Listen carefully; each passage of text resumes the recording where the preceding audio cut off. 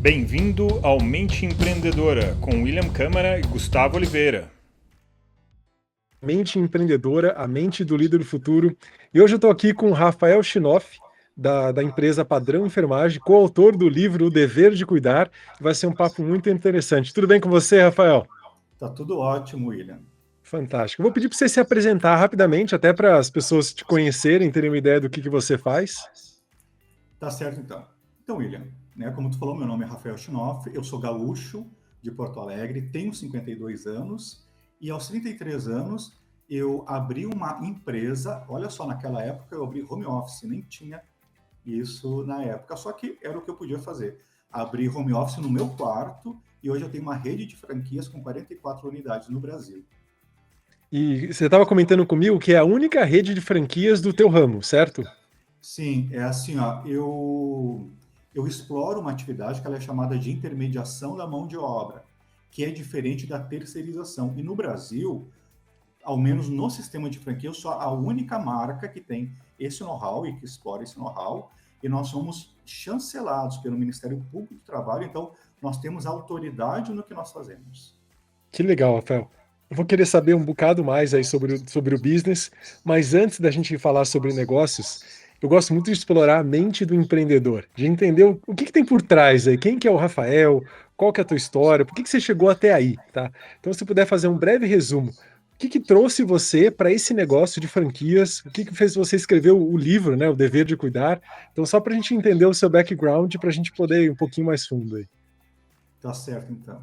Então, William, assim, ó, eu abri a Padrão Enfermagem, foi inspirado na minha mãe, no trabalho dela. A minha mãe, ela é auxiliar de enfermagem, e desde que eu me conheço por gente, ela sempre teve essa atividade com a enfermagem. Inclusive, ela só fez o curso de enfermagem para cuidar de mim, que na época, quando eu tinha 6 meses, eu tive uma bronquiolite, fui internado, quase fui a óbito, e foi ali que ela viu a importância da enfermagem. Então, ela resolveu fazer o curso, na época era atendente de enfermagem, para poder cuidar de mim.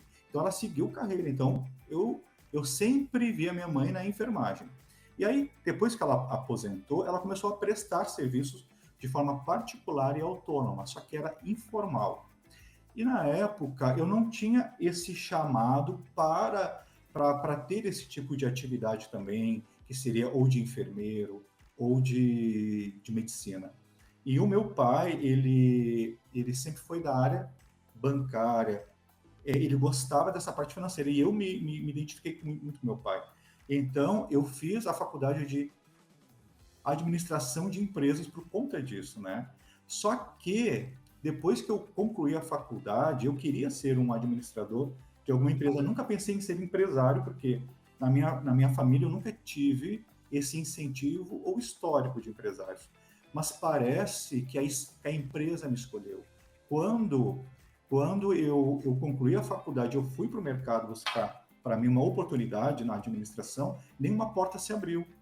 E aí foi a oportunidade que eu tive de abrir a minha própria porta. Aí vieram aqueles insights. Por que tu não empreende nisso que a tua mãe faz? Porque não existe uma empresa especializada. E aí eu fui começando a perceber a dor do mercado, o dilema que as famílias tinham em relação ao serviço informal. Então eu criei uma formalização da prestação de serviço de cuidados. E aí eu comecei home office há 18 anos atrás, e hoje eu sou especialista no que eu faço. Rafael, que legal, você trouxe aqui a jornada do empreendedor, né? Entender uma oportunidade de mercado. Como você falou, você nem tinha um background de empresário, né? Esse tino, você foi desenvolver, como você falou, foi um chamado, né? E de repente você estava ali empreendendo, aprendendo e crescendo, e hoje é dono de uma rede de franquias aí com mais de 40 lojas, né? E coautor de um livro. Então, assim, o empreendedor, eu gosto muito do empreendedor, porque ele tem que aprender enquanto o negócio está andando ali. Ele faz uma escolha, ele tem uma ideia brilhante, ele entende uma oportunidade de mercado e ele tem a coragem de realmente colocar aquilo no mercado com uma força grande, né? Então, parabéns aí pela trajetória empreendedora, Rafael. Rafael, nessa sua trajetória de 18 anos de negócios, não é pouco tempo, você já está há bastante tempo aí, eu queria entender um pouquinho quais são as características como empreendedor que você sentiu que fizeram diferença para o sucesso da Padrão Enfermagem. As características que hoje eu reconheço que o empreendedor deve ter é enxergar todas as barreiras que o empreendedor passa, não tem como fugir disso, né? Quando eu fiz a faculdade, todo mundo falava assim, olha, empreender no Brasil não é fácil, ou ser empreendedor não é fácil, tu vai ter muitas barreiras no meio do caminho. Só que eu achei que as barreiras não fossem ser tão pesadas. Só que para mim eram mais do que barreiras, sabe? Eu até brinco assim, com a rede de franquias, parece que eu passei pelo vale das sombras da morte, tão pesado que foi. Mas eu identifico as barreiras hoje como se fossem, elas estavam me mostrando onde é que eu estava frágil e onde é que eu tinha que corrigir. Elas servem para isso, as barreiras, elas são importantes, porque a partir do momento que tu entende aonde tu está frágil e corrige, ela deixou de ser uma barreira porque tu superou. Então, é a importância das barreiras e a gente se fortalece muito, né? Então, eu acho que é isso, o empreendedor, ele não pode parar em uma barreira, ele tem que identificar, tem que superar, e vai ser assim o tempo todo. Até hoje, eu tenho barreiras, inclusive, para montar rede de franquias. A minha própria família foi uma barreira. Ninguém acreditava em mim. Olha só como é a questão. A minha mãe é auxiliar de enfermagem, minha irmã técnica de enfermagem, o padrasto que eu tenho, ele é da área do comercial, e eu formado em administração. Falei, olha, eu tenho uma equipe em casa. Mas tu acredita que ninguém me apoiou, ninguém apostou na minha ideia? E aí eu falei assim, bom, então eu vou abrir sozinho. E quando eu comecei a jornada, parece que as pessoas certas começaram a aparecer também. E aí eu vi que a minha família realmente não era a equipe que eu pensava que fosse. Então, a gente cria muitas expectativas. Só que isso é uma coisa do empreendedor. Como a gente se ilude, né? Como a gente cria expectativa e se frustra. Só que a gente tem que redefinir a rota. E eu faço isso o tempo todo. Eu vejo, porque eu sempre vou criar expectativas, porque eu tenho que ter um planejamento, né? Eu tenho que ter um método, uma ação, mas se não der certo, eu vou ajustar para aquele momento, e assim eu faço. Então, eu acho que isso é nato do empreendedor. Você falou três coisas aí que para mim eles definem o empreendedor. Primeiro, você falou da expectativa, né? O empreendedor, ele tem uma capacidade de sonhar, de ver o negócio pronto, e aquilo move ele.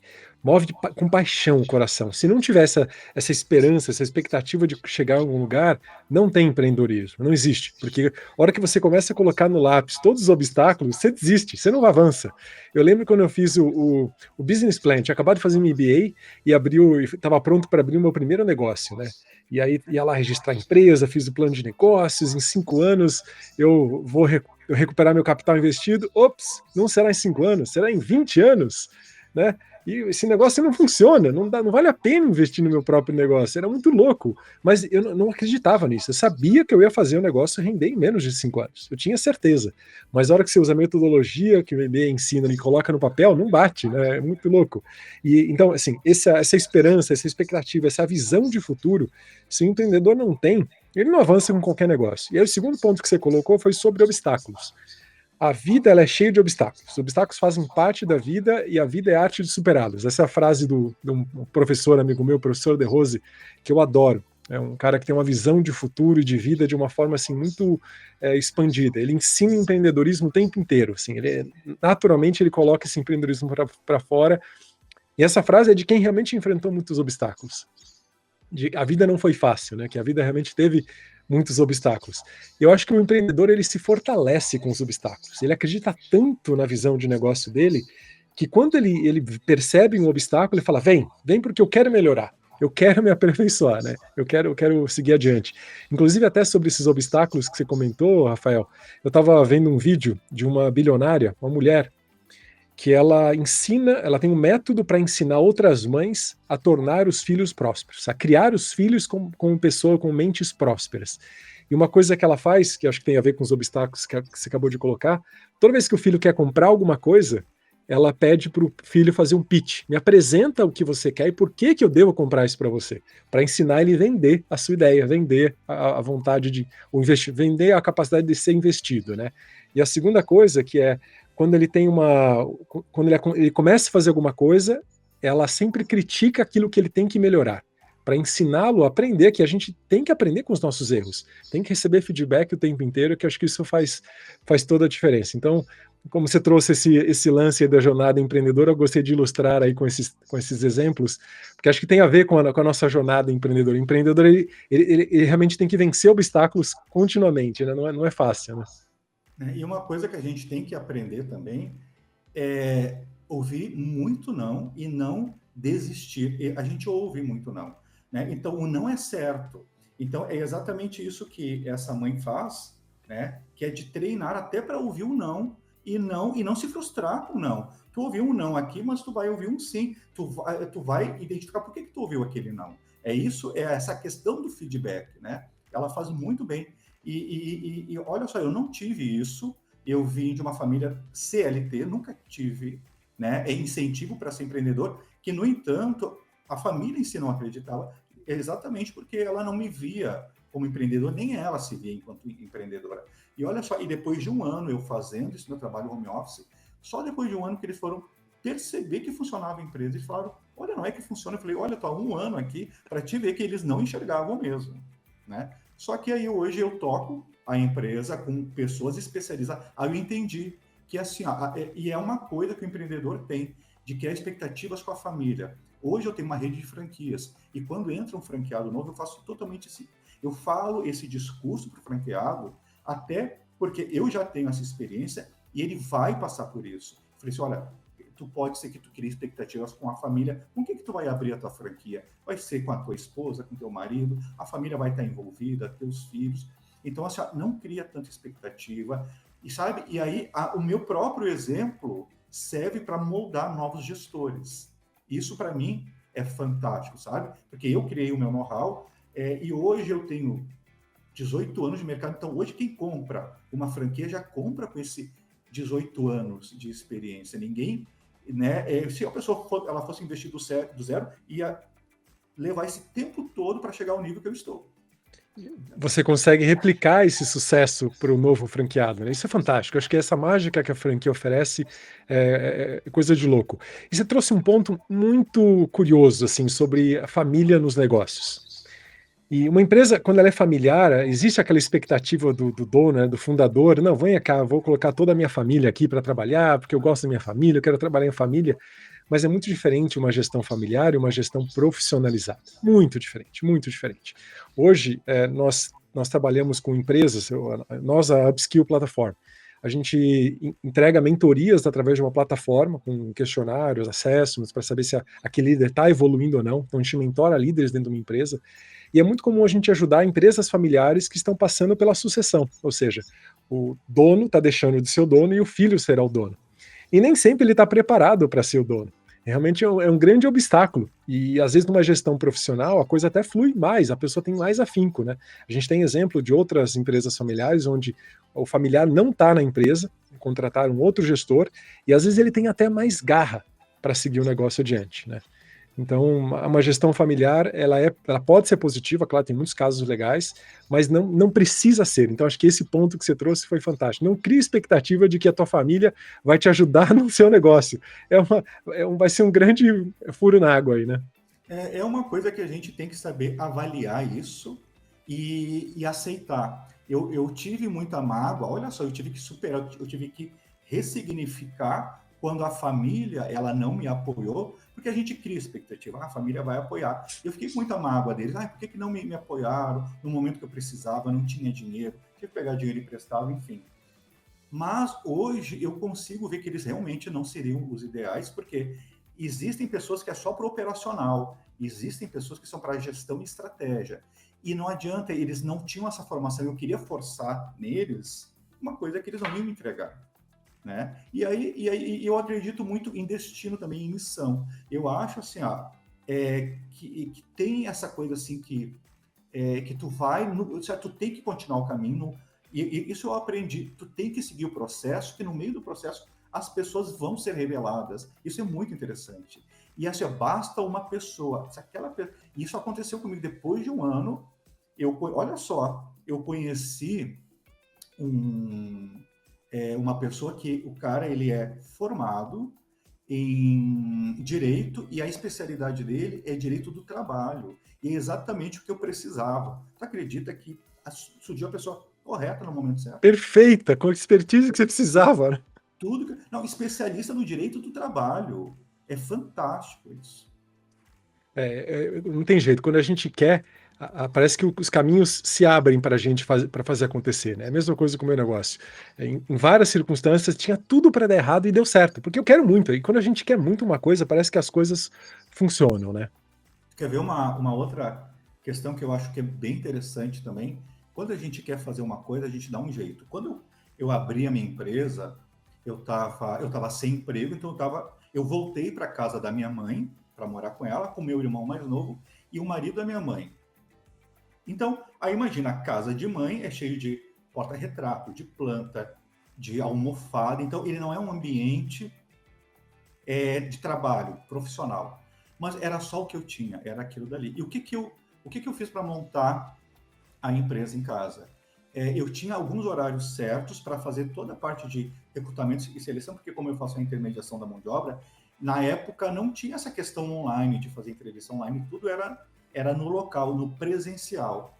E aí eu tinha que marcar horários para eu entrevistar essa mão de obra, eu tinha que arrumar toda a sala, né, que é onde eu fazia as entrevistas, organizar ali para dar um aspecto de um escritório. Então eu tinha que organizar isso com a minha família, porque assim, ó, home office é incrível, mas se tu mora com a tua família, tu atrapalha a rotina da família e ela atrapalha a tua rotina de trabalho. Mas só que era o que eu tinha. E eu falei assim, é o que eu tenho, eu vou ter que dar um jeito nisso. E eu dei um jeito nisso. Era estranho? Era. Mas era o que eu podia fazer. Então, eu acho que para tudo tem um jeito. Então, se tu realmente... Eu ouço uma frase que é assim, quando tu quer alguma coisa, tu encontra um jeito. Quando tu não quer, tu encontra desculpas. Eu não buscava desculpa, eu buscava uma forma. Entendeu? Quando você começou a falar, eu lembrei imediatamente dessa frase, porque é muito comum. Não tem a ver com copo cheio, copo vazio, mas tem pessoas que elas arrumam alguma coisa para que a coisa não dê certo. Porque elas não acreditam no coração mesmo que aquilo vai dar certo. Isso muda tudo. Quando você quer que a coisa dê certo, você tem que ter a única opção é dar certo. Você não pode ter uma segunda opção. E aí a coisa funciona, porque você arruma um jeito de dar certo, né? E quem não quer vai arrumar realmente um jeito de não dar certo, arrumar uma desculpa para não fazer o que tem que ser feito ali. Sabe que eu penei por um ano, né? Sabe que eu falei acho que umas 3 vezes dentro do home office, por quê? Porque eu não tinha dinheiro, então eu tinha que ter cliente para eu poder pagar a conta, então eu tinha que equilibrar. Tinha algumas contas que eu tinha que atrasar, outras eu tinha que esperar até entrar um cliente. Mas isso é muito importante, o empresário equilibrar a conta, porque o início para qualquer empresa, mesmo que seja numa rede de franquias, né? Tu começa com o know-how pronto, mas tu construir a tua carteira de clientes, tua carteira de profissionais, leva exatamente um ano e meio. Não se cria uma expectativa que vai já... E isso é uma coisa que eu vejo muito no empreendedorismo. Muita gente sai do CLT querendo já o resultado no mês seguinte, como se fosse um salário. E não, a pessoa... Eu trabalho muito com quem quer entrar para a rede de franquias. Eu falo assim, olha, se vocês não tiverem um fôlego emocional e financeiro para suportar pelo menos o primeiro ano, né, de gestão, tu compensar a construir o teu faturamento, porque faturamento e lucro líquido são coisas diferentes. Tu pode ter um faturamento e uma despesa muito maior que o teu faturamento vai estar no prejuízo. Então, muitos não entendem isso. Então, até aí eu começo a explicar. Então, eu formo também, além de ser um franqueado, mas um gestor. Né? Ele tem que entender o que é gestão. Olha, eu vou querer conversar bastante ainda, Rafael, com você sobre liderança, que para mim é um dos tópicos que está mais quente assim na discussão. A minha empresa ela desenvolve líderes, então é um assunto que eu adoro falar. Mas ainda quero saber um pouquinho mais de você. Qual foi o teu maior acerto nessa jornada empreendedora de 18 anos, Rafael?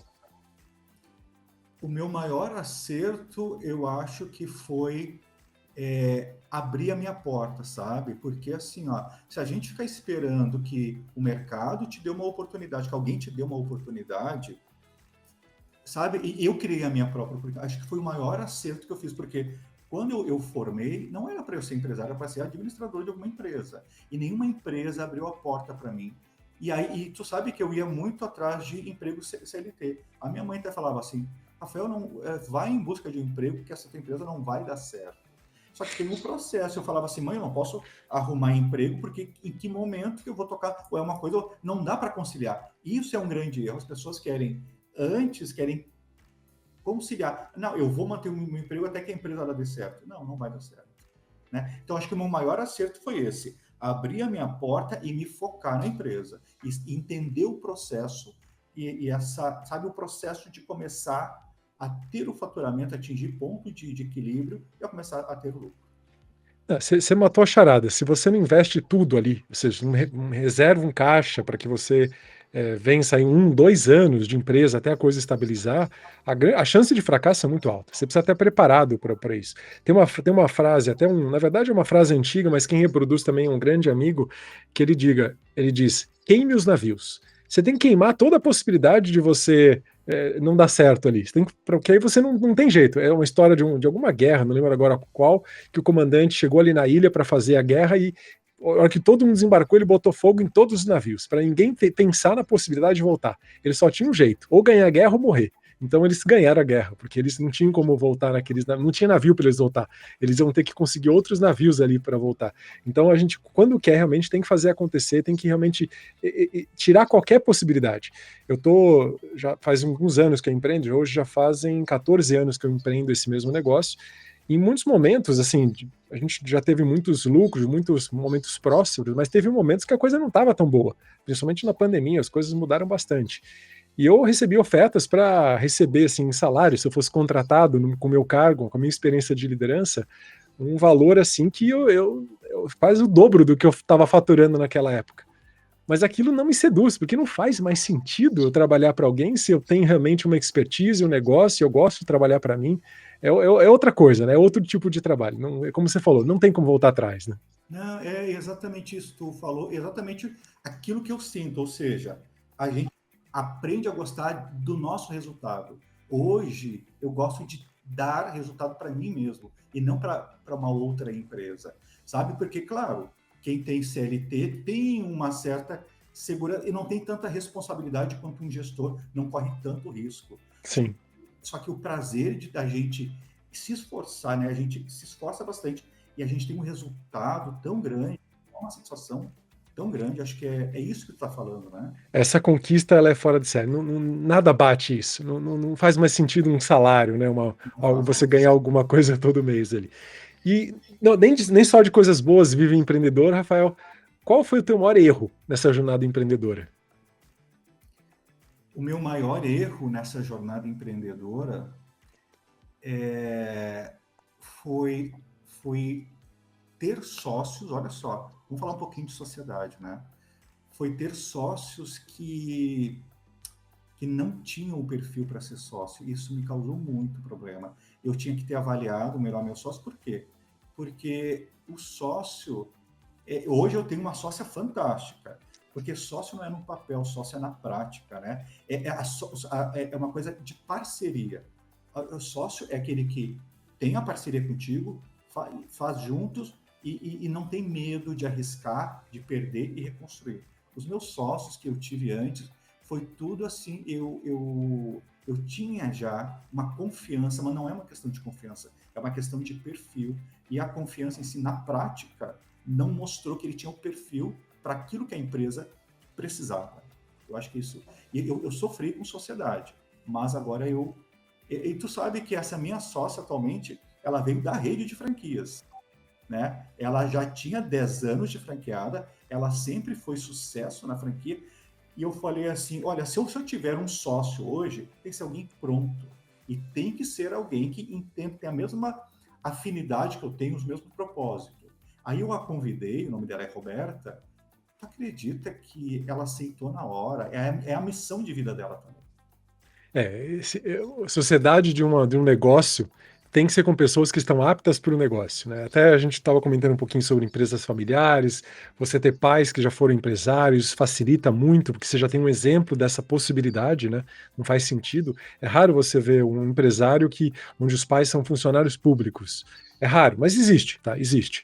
E quando você vai arrumar alguém para sócio, tem que ser alguém que vai contribuir com o mesmo nível de experiência, que não vai chegar com mentalidade que vai atrapalhar os teus sonhos, que vai tirar a tua esperança, né, a tua visão de longo prazo. Tem que ser alguém para construir visão. Acho que esse é o grande lance da sociedade. Eu acho que você achou a pessoa para juntar, somar forças, né? E não o contrário, diminuir, né? Tem sócio que vai subtraindo a sua energia, né? A sua vontade. Aí não adianta. Foi exatamente isso que aconteceu. Aí não adianta. Um sócio tem que apoiar o outro e acreditar na visão, né? E pior é que a empresa sofre, tudo reflete na empresa, no faturamento da empresa, né, na expansão dos negócios. Aí, e depois que a gente identifica que tem um problema, e para resolver isso depois, então é complicado. Mas eu consigo resolver, a gente tem que resolver, né?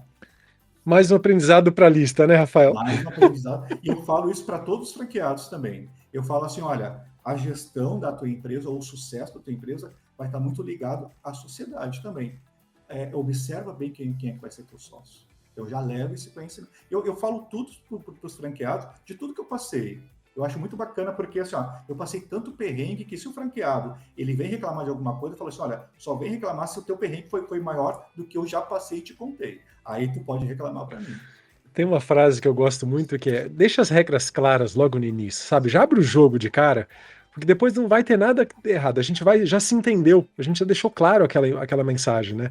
Pô, eu avisei sobre isso, arruma um sócio X. Melhor que você não tenha sócio se for para arrumar um sócio errado, né? Aí você não funciona. É exatamente isso. Então, é isso que assim, eu tenho aprendido muito com o sistema de franquias. Também não é fácil. Porque, assim, ó, ter um franqueado, ele é um investidor, ele está apostando em ti também, está apostando na tua marca. Eu conheço as dores, as expectativas, e eu sei de tudo o que o franqueado ele pode, porque a maioria vem da CLT, até porque o meu sistema de franquias é uma micro franquia, então ele tem valor de micro franquia. Então é muito fácil um CLT entrar. Só que o problema todo é ele entender a responsabilidade dele no negócio, porque muitas vezes ele não consegue perceber, ele não consegue ter aquela autorresponsabilidade. Porque assim, ó, quando ele está indo bem, o mérito é dele. Quando ele está indo mal, a culpa é sua, né?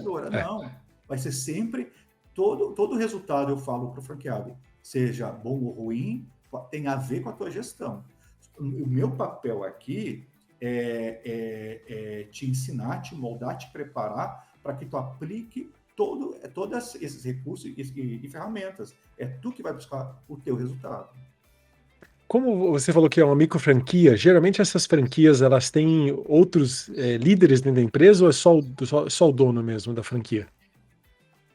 Se tem outros líderes, não. É só só o dono e o pessoal. Os franqueadores. No os caso, franqueadores. a Roberta hoje. Tá, Aí entendi. eu trouxe a Roberta, porque a Roberta, eu a convidei, não porque ela sempre foi referência para a rede. Então, ela está fazendo hoje a parte do relacionamento. Porque os franqueados, eles têm um pé atrás com o franqueador, né? Que acha, ele só quer vender franquia. Não, aqui tem uma pessoa de sucesso que está ao meu lado. Então, se espelhem nela também. Isso ajuda. Isso foi estratégico também. Na minha visão, você é o líder de uma grande empresa que tem micro franquias, cada um tem a sua unidade de negócio, né, e paga por isso. Ele tem responsabilidade pelo seu negócio, mas você é aquele cara que está sempre semeando ideias, diretrizes, até para a visão da empresa como um todo, né? Então você tem que ter uma visão de líder, né? De uma visão de desenvolver os outros franqueados, de alguma forma, né? E habilitar competências nele, né? Eu passo para o franqueado que assim, quando ele entra para a nossa rede de franquias, eu falo para ele assim, não é só a Padrão Enfermagem, para qualquer rede de franquias. Se tu for aprovado numa rede, tu tem que saber que tu tem que seguir regras e que a franqueadora tem que defender a marca, porque tem que defender a rede. Então, assim, então por isso que eu deixo tudo muito claro para que esse franqueado, ele saiba da responsabilidade dele e que a franqueadora vai avaliar ele também. Porque tem muitos que entram para a rede, claro que hoje isso não acontece, mas eles vinham com a ideia de que eles são investidores, então nós é que temos que fazer por ele. Não, fulano. Você está entrando numa rede e você tem que seguir todas as regras da franqueadora, independente da marca. Então, eu tenho que avaliar o perfil, se ele tem para ser franqueado ou não. Né? E também para se ele pode ser empresário ou não. Então, são duas avaliações que eu tenho que fazer. Falando nisso, Rafael, me interessei porque você me parece com uma visão de líder, como se você estivesse ajudando esses outros microempresários a se desenvolverem, né? Quais são os fatores que você considera, ou que você avalia, ou que você treina essas pessoas, esses franqueados, para que eles tenham sucesso? O que você considera fator de sucesso num gestor desse negócio? O fator de sucesso no gestor que eu percebo é que a primeira coisa que ele tem que fazer é o que eu faço, é dominar a sua empresa. Ele não pode, de início, repassar para alguém administrar. Se ele vai repassar para alguém administrar, ele não vai entender nada do negócio, a empresa dele, as chances de ter um problema são grandes. Então, eu avalio se ele vai estar 100% focado na empresa, se ele vai aprender na prática, porque a teoria é uma coisa. Agora, pega essa teoria e põe na prática. Ele tem que estar disponível para aprender, para treinar, porque quando tu tem a teoria, até que tu absorva aquilo na prática, tu tem que treinar, sei lá, no mínimo 20 vezes. Tipo assim, fazer a venda de um serviço, tu que não conhece nada, aí a partir do momento que tu começa a vender o serviço de intermediação, até que tu esteja seguro naquilo, porque o cliente ele não compra a empresa, ele compra a pessoa que está vendendo. Sim. Por isso eu falo, né? Então, vamos treinar bastante, vamos nos preparar. Então, é a disponibilidade dele para o negócio. A responsabilidade dele tem que ser maior do que ele tinha com o empregador dele. Sim. E a dedicação também. Você me lembrou de uma habilidade aí que acho que faz diferença para qualquer pessoa ter sucesso, independentemente do cargo, da situação. Ela ser coachable, ela se permitir ser treinada. Isso não é uma qualidade incomum, mas você tem que saber desenvolver essa qualidade no outro, dele querer ser treinado por você, né? De conseguir fazer com que ele aprenda o formato certo de fazer a venda, de fazer a intermediação, o que quer que seja necessário tecnicamente, mas também habilidades humanas. Com certeza você deve ter algumas soft skills que são necessárias aí para que ele possa aplicar o trabalho dele com sucesso, né? Interessante essa visão aí. Bom, Rafael, quero saber agora um pouco do negócio. Vamos falar um pouquinho aí sobre o negócio ou até sobre o livro, que eu acho que eu fiquei interessado. Eu estou acabando a edição aqui de 2 livros, então eu estou descabelado aqui para finalizar aí, para poder lançar também 2 livros que a gente está lançando. São 6 livros de uma série chamada A Mente do Líder do Futuro, mas 2 vão sair agora, no próximo mês também. E como chama o seu livro e do que ele trata, o seu livro, Rafael? Bom, o meu livro, assim, eu estou fazendo com a editora Gente, tá?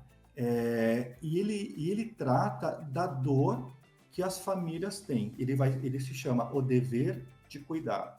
Porque, assim, ó, eu lido todo dia com dores de famílias. Porque quando tu tem um ente querido que necessita de cuidar, vamos dizer assim, um idoso. A maioria dos nossos clientes são famílias que têm um idoso que já está tendo sinais de dependência. Ou ele começa a ficar com a memória mais fraca, ele não pode mais ficar sozinho, ele precisa, né, de um suporte, de um auxílio.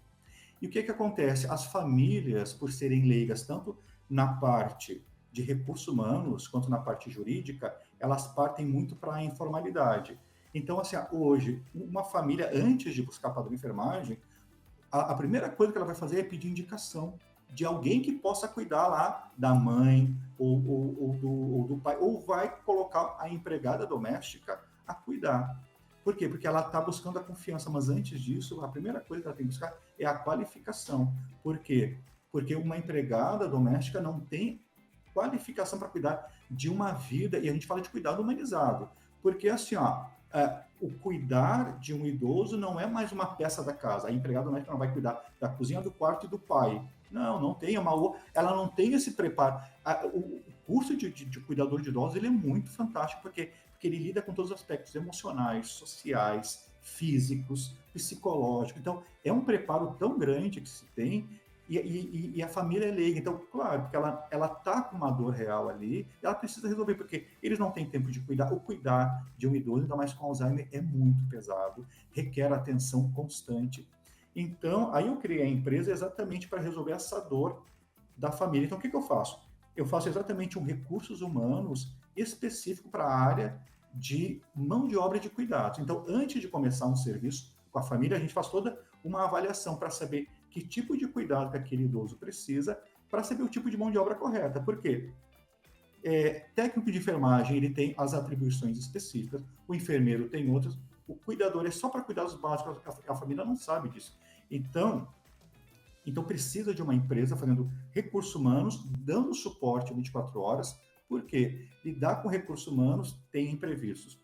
As pessoas podem ter um problema lá do particular e não ir no plantão, e o cliente não pode ficar sem atendimento. Aí nós temos que realocar um profissional para substituir. Então, nós constantemente estamos fazendo captação de mão de obra, cadastrando, formalizando, a gente junta toda a documentação. Então, o cliente tem que estar seguro de que quando ele for receber o agência, nós somos uma agência, quando ele for receber o agenciado, ele passou por 10 etapas de avaliação. Então, o cliente vai ter a qualidade no atendimento, exatamente com o perfil certo para aquele atendimento. Se por acaso o cliente, caso ele tenha uma piora, se troca o nível de profissional, tira o cuidador, coloca o técnico, ou coloca o enfermeiro. Então, isso a gente faz, isso é só uma empresa especializada que pode fazer.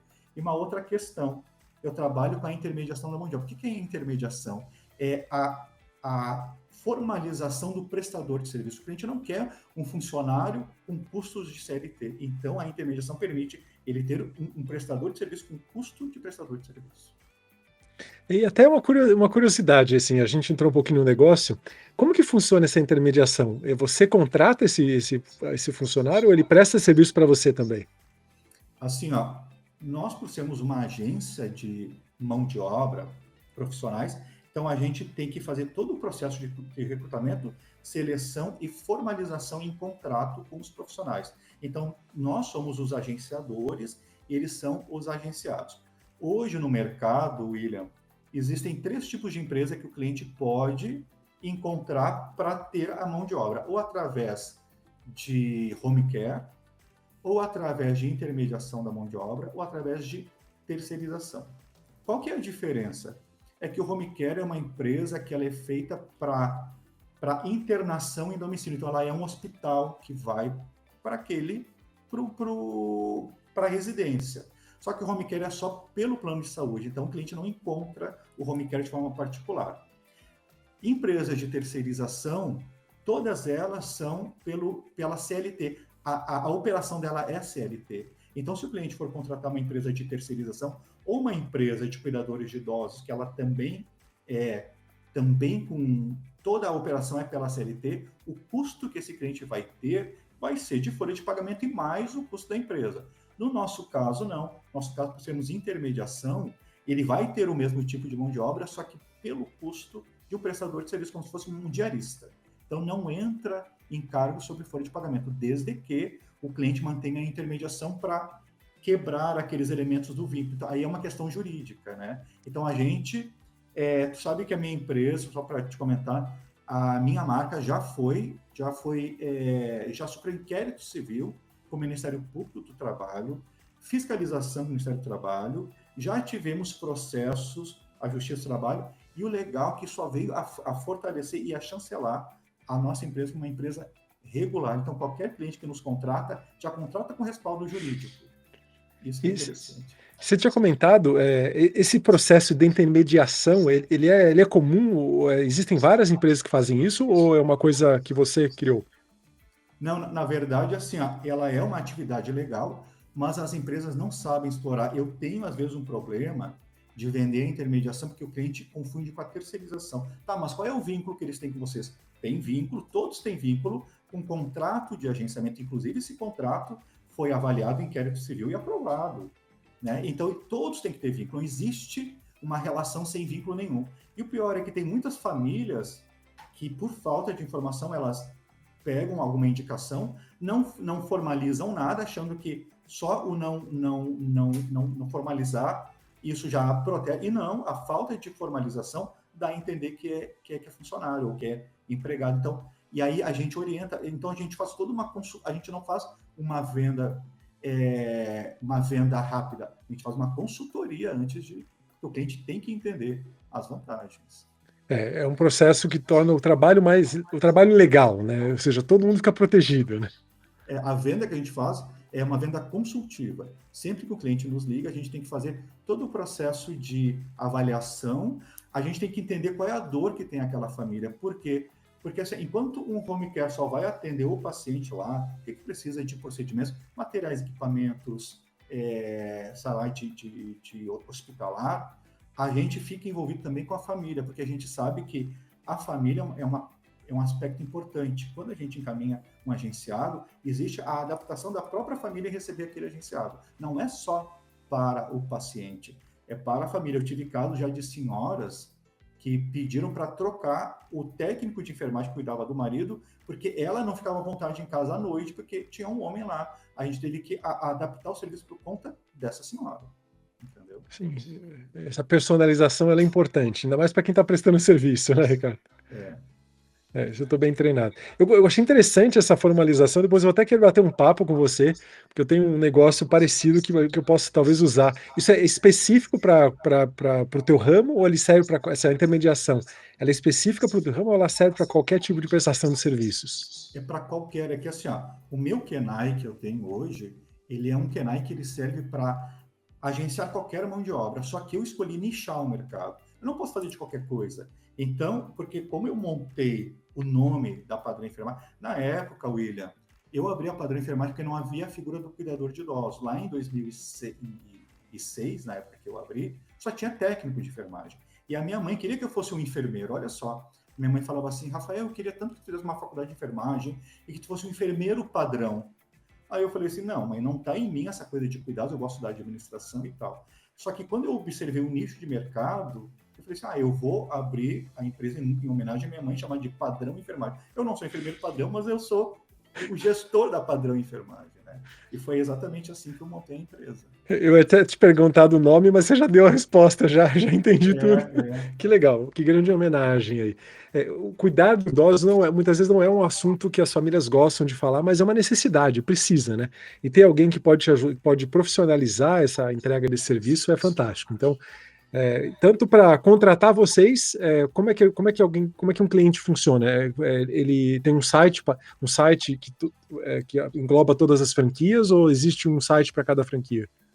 Não, existe o nosso site oficial, que é padrãoenfermagembrasil.com.br.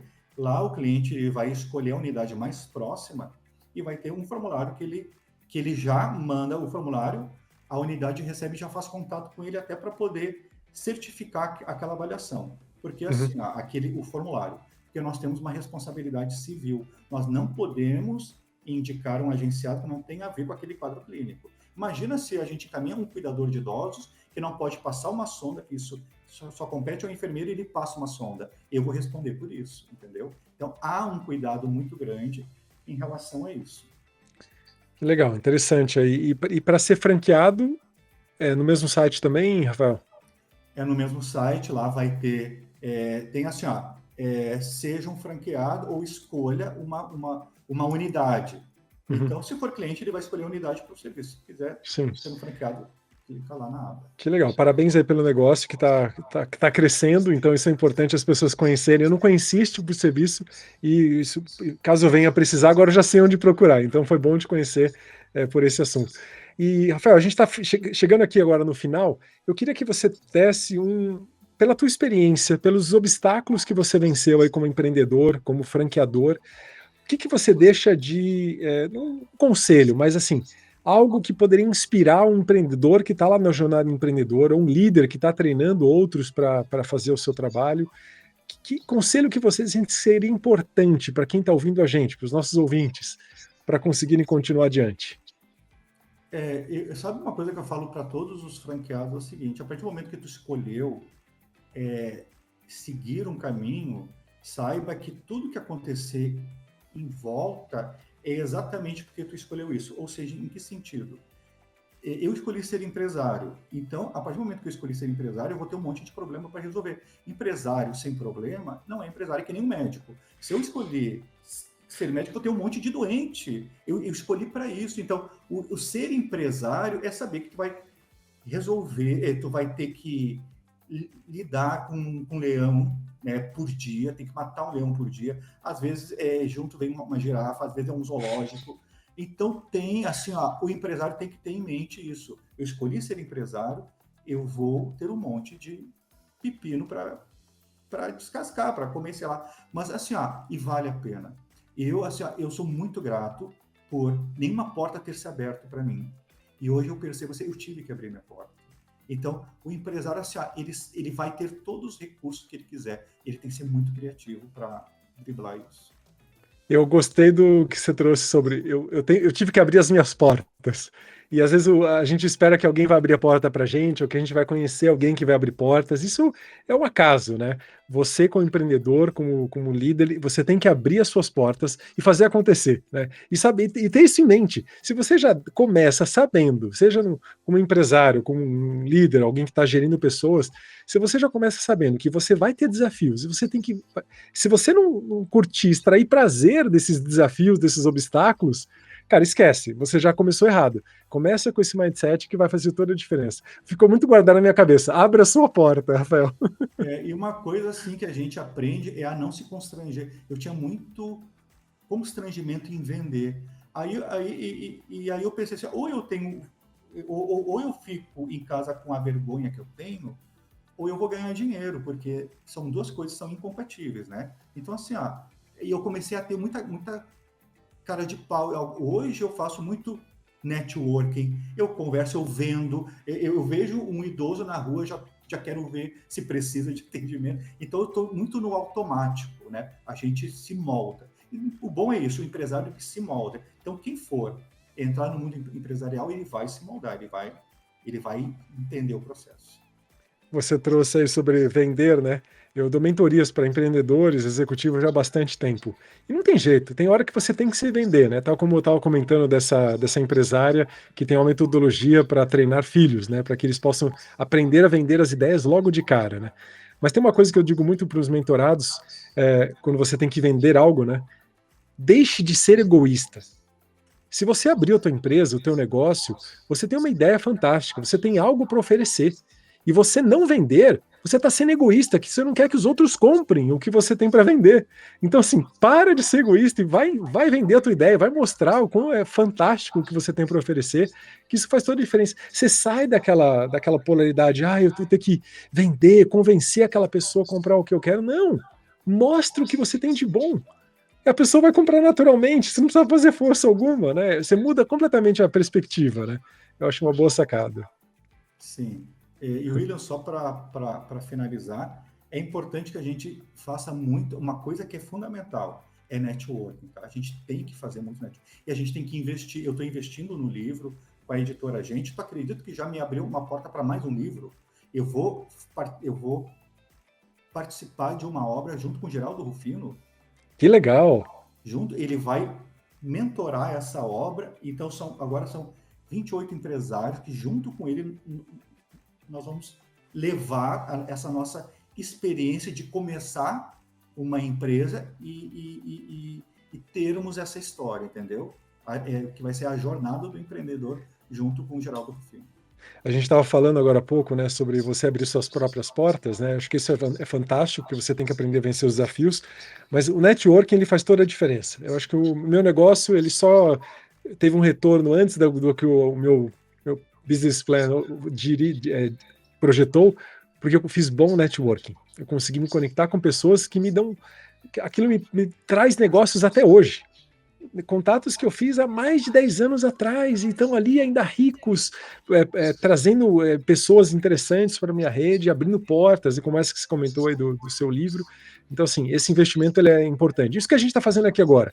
A gente não se conhecia, está aqui sentado há uma hora, eu estou em pé, vai, mas a gente está uma hora conversando e batendo um papo e trocando, eu entendendo um pouquinho sobre o seu negócio, comentando um pouquinho sobre o meu negócio, e a gente eventualmente pode sair um contato daqui, pode ser alguma coisa daqui. Claro. Por exemplo, há muito tempo atrás, eu conheci uma pessoa que depois veio escrever um livro, uma pessoa fantástica na área, onde ela é uma médica que prepara as pessoas que estão com doenças terminais, que não tem jeito. A pessoa ela precisa de cuidados, mas ela tá ali já arrumando um cantinho para ela ficar para sempre, ficar por um tempo, né? Porque ela ninguém dura para sempre, cara. Então já estou pensando em conectar você com ela, porque de alguma forma aqui pode sair alguma coisa interessante. Ou seja, a gente está aqui fazendo networking, né?